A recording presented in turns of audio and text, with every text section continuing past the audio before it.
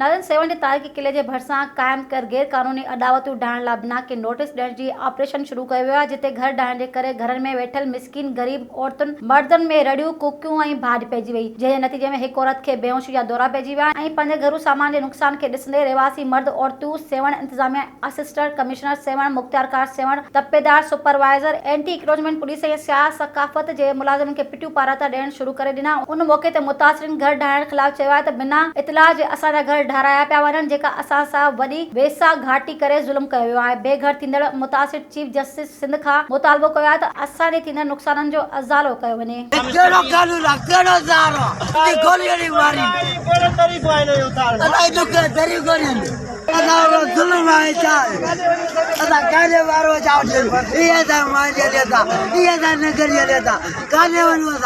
इंतहाई ज़ुल्म थी रहियो आहे हितां जे माण्हुनि सां, जेके हिते 50 खां मथे जेके ख़ानदान आहिनि उन्हनि खे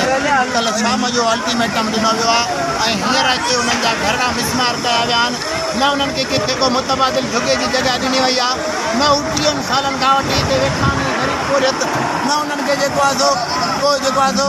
किथे को प्लाट ॾिनो वियो आहे, किथे न उन्हनि खे को घरनि जी का अदावत जी रक़म ॾिनी वई आहे त जीअं उहो हुते का कोठड़ी ठाहिनि या का झुगी ठाहिनि। जेके इंतहाई मुफ़लिस माण्हू आहिनि, जेके असांखे नोटिस न मिलियो त पोइ असांखे छा असांजे बचनि में ईअं घिड़ी पिया आहिनि, असांजा परेशान आहियूं,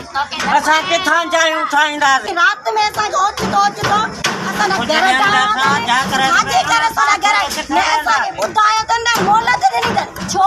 सही सिधी नाजाइज़ी आया।